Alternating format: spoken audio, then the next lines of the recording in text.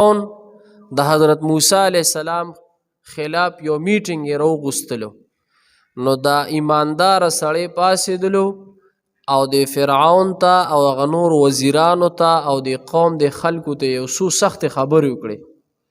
ورته یې وی چې زه تاسو د دین طرف ته رابلم، سمې لار طرف ته م رابلم، د حضرت موسی علیه السلام مخالفت مه کوئ. نور ډېرې خبرې هم وکړلې. نو فرعون ته چې پته ولګېده چې دا خو دا سړی طرف د حضرت موسی علیه السلام کوي، نو هغه اډر جاری کړو دې ګرفتار کړي. دا سړی د هغه ځای نه وتښتېدو، د فرعون د محل نه وتښتېدو. چې وتښتېدو یو غره طرف ته لاړو، په غر کې پناه واغستله. چې پناه یې واغستله نو فرعون ته خبر راغی چې دا سړی خو په غر کې پټ شولو، هلته یې پناه واغستله. نو فرعون ورپسې زر کسان دا فوجان یې ورپسې ورولېږل، وی دې ګرفتار کړي او مال یې راولئ. نو چې څنګه د غره طرف ته دا فوجیان روان شول، نو یو روایت کې راځي داسې، تفسیر خازن کې لیکلی دي چې څنګه دا فوجیان غره طرف ته ورسېدل او دې وکتلو، دې په عبادت ولاړو، په مونځ باندې ولاړو، عبادت باندې ولاړو او غیر چاپیره ته لوی لوی زمري، لوی لوی غټ غټ درندګان ته غیر چاپیره د دنه ولاړ دي، د دنه یې داسې یو حصار کړو، دې پکې منځ کې ولاړو د الله عبادت ته. دا فوجیانو چې څنګه وکتل چې دا خو لوی لوی زمري دي، نو چې څنګه دا فوجیان رانږدې شول، دا ایمانداره سړی، د عبادت گزاره سړی څنګه نیولو، هغه زمرو پې حمله وکړله، په هغې کې ورله څه دي ډېرې وله وخوړل فوجیان د فرعون چې کوم فوجیانو، او څه دي چامنډې کړلې، چامنډې کړلې. نو فرعون ته چې څنګه دا فوجیان راغلل، فرعون ته تپوس کوي، وی څه مو کړل د هغه ایمانداره سړي سره؟ وی جي هغه ته خو زمریان ولاړو، د هغه حفاظت خو زمرو کولو، موږ له ډېر کسانو خوړل، موږ ته بچ شو، موږ رامنډې کړلې. فرعون حکم وکړي دا چې کم فوجیان راغلي واپس وي دا ټول کرش کې، دا ټول دینه سرونه ووخې، دا پانسي کې خپل فوجیان یې څه دي پانسي کړو چې تاسو یو سړی ګرفتار نه کو، خو د هغه حفاظت چا کو؟ الله یې کولو، الله تعالی د هغه حفاظت کولو.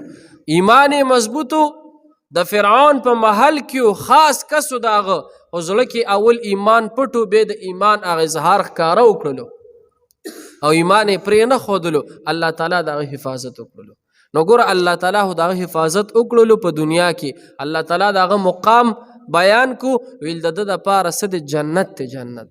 اوس چې دا فرعون او دا کم خلک چې ورپسې ورغلو د ګرفتارولو دپاره، اوس د هغې انجام الله بیانوي، النار یعرضون علیها غدوا وعشیه. الله وی دا چې کم فرعونیان دي، دا کم کفار دي، ویل دي ته به اول په قبر کې دا جهنم سحر او ماښام به ورته ښودلي کېږي. اول زندگی د قبر ده که نه، سړی چې مړ شي نو اول زندگی د څه ده؟ د قبر ده، بیا ورپسې وروسته بیا به قیامت راځي. اول زندگی چې د قبر ده، الله تعالی وی النار یعرضون علیها، دا اور به په دې باندې سحر او ماښام پیش کولی شي. بخاری شریف کې حدیث دی، مسلم شریف کې هم دا حدیث دی. د دواړو جهانو سردار فرمایي وی چې کم مؤمن مسلمان بنده د الله تعالی احکامات ومنل او ښه زندگی د الله تعالی د احکاماتو مطابق تیره کړله، دته به سحر او ماښام په دې قبر کې د جنت نظاري ښودلي کېږي. خدای دې نصیب کیږي.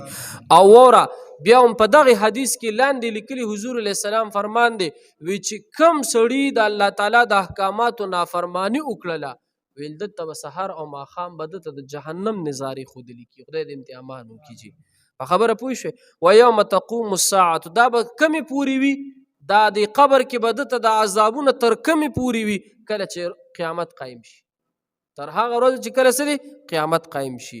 بیا د قیامت پر ورځ به څه کېږي؟ وره ادخلوا آل فرعون اشد العذاب.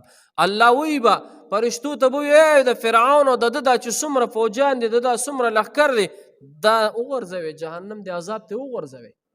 نو بیا چې کله د جهنم عذاب ته دی وغورځولی شي، نو فقال واذ یتحاجون فی النار فیقول الضعفاء للذین استکبروا.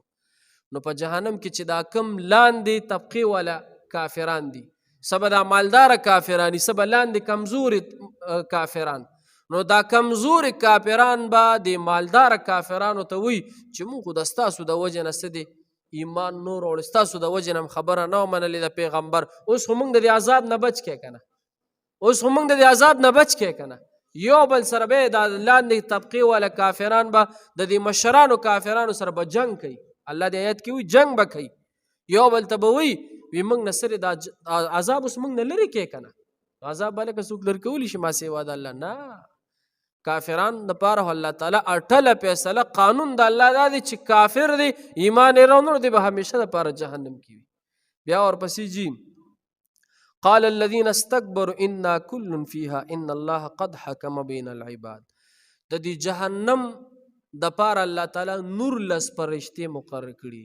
نور لس فرشتې او دا داسې فرشتې دي چې دا فرشتې په دې باندې د جهنم اور اثر نه کوي او دا فرشتې د دې جهنم څوکیداران دي او دا د الله په حکم باندې سره دا فرشتې کار کوي. دی به د قیامت په ورځ چې کله فیصله د چا دپاره د جهنم وشي نو دی دا فرشتې به د جهنم ته دا بندګان برادن نه کېږي د انسانان برادن نه کوي او دی دپاره به مختلف عذابونه به هر یو کافر دپاره چا دپاره به ډېر عذاب چا دپاره لږ عذاب چا دپاره یو قسم عذاب چا دپاره. جهنم خو یوازې اور نه دی. جهنم خو یوازې اور نه دی چې بس اور به بلیږي. اور به پکې ماران لړمانان به پکې اژدهاګانې به پکې وي د پیپ او د وینو زو عذاب پکې دی دغه شانتې د یخنۍ عذاب پکې دی. خدای دې امتحان وکړي. نو دا د جهنم فرشته دا به د جهنم په دروازه ولاړې دا څوکیداره فرشته داروغه نو دا به ولاړې چې څنګه د فرعون او د ده د لښکر یا د نور کافران راوستلی شي دروازې د جهنم ته نو دا فرشته به ورته وویل آیا تاسو ته په دنیا کې پیغمبر نو راغلی؟ آیا تاسو ته پیغمبر خبره په دنیا کې نه واورېدلې؟ آیا تاسو چرته د پیغمبر نصیحت نو قبول کړي؟ آیا تاسو د پیغمبر چرته د خیر خبره نه واورېدلې؟ نو دی به وي قالو بله. دی به وي ولې نه موږ ته راغلی پیغمبر موږ ته پیغمبر راغلی پیغمبر خپله ډیوټي کړې وه خو لیکن موږ عمل نو کړی لیکن موږ ته هم ګوره لکه یو لوی عبرت دی. موږ نه به هم الله دا تپوس کوي چې بنده ما ولېږلي دنیا ته دنیا کې تا څه کړي دي؟ تپوسونه به کېږي ما نه به هم کېږي د دې ټول انسانانو نه به کېږي. لومبې خو به دا تپوس کېږي چې زندګي مې درکړې وه زندګي دې په څه کې تېره کړله؟ زندگی می در کړو زندگی دې په څه کې تېره کړله؟ مال می در کړو مال دې په څه طریقې سره ګټلو په څه دې ولګولو؟ پوه شوې؟ د دین خدمت دې څومره کړی دی د قرآن زده کړه دې څومره کړې ده دا تپوس به کېږي وروره. دا صرف اورو به نه دې ته لږ سوچ وکړو. دا زندګي ځان ته سوچ وکړي هر سړی ماشومانو غټ شو واده شو بوډاګان شو او پوره نه شوه. چا پوره کړه؟ نه پوره نه شوه لیکن خدمت به کوو د دین به کوو انشاءالله. هغه که د قرآن ته ناست دی که هغه د هر قسمه مړه چې د ستا د وسه چې څه کېږي به د دین خدمت به کوو. پیسه الله وایي ته پیسه الله وایي زه تا د پیسې ګټلو نه منې کوم. الله وایي د سهار نه واله تر ماښامه ګټه ځکه چې کم سړی حلال رزق ګټي دا د الله دوست دی. حضور علیه السلام وایي ګټه چې څومره ګټې ګټه والله امام پکې لږ یاد کړه لږ پکې الله امام لږ یاد کا لږ الله وایي زما د کلام ته کښېنه الله وایي لږ ما ته ودرېږه د مانځه ته ودرېږه. حق جوړېږي که نه جوړېږي؟ خامخا حق جوړ. موږ چې الله تعالی د دنیا ته موږ چې رالیږلي چې موږ یې پیدا کړو په دې مقصد یې پیدا کړو د عبادت په دې مقصد الله موږ پیدا کړي. ګورئ جي سبق ته النار یعرضون علیها هغه اور دی چې دوی پیش کولی شي په هغې باندې غدوا سحر وعشیا او ماښام و یوم تقوم الساعة په کومه ورځ چې قایم شي قیامت ادخلوا آل فرعون حکم به وشي چې داخل کړی فرعون والا لره اشد العذاب سخت نه سخت عذاب کې وإذ یتحاجون فی النار او هر کله چې دا کافران یو بل سره جګړې کوي فی النار په اور کې فیقول الضعفاء للذین استکبروا نو وایي به کمزوري خلک هغه کسانو ته چې هغوی لوی کوله انا کنا لکم تبعا چې موږ ستاسو تابعدارانو نه فهل انتم معنون عنا نصیبا نو پس آیا اوس تاسو اوچت کړئ زموږ نه څه حصه من النار د اورنا قال الذین استکبروا او به وایي هغه خلک چې غرور یې کولو تکبر یې کولو انا کل فیها چې بېشکه موږ ټول په دې کې یو ان الله بېشکه الله تعالی قد حکم بین العباد فیصله کړې ده د بندګانو په منځ کې. وقال الذین فی النار او به وایي هغه خلک چې په اور کې دي لخزنة جهنم څوکیدارانو فرشتو د دوزخ ته ادعوا ربکم چې سوال وکړئ تاسو د خپل پروردګار نه یخفف عنا چې سپک کړي زموږ نه یوما من العذاب یو ورځ د عذاب نه لږ غونتې.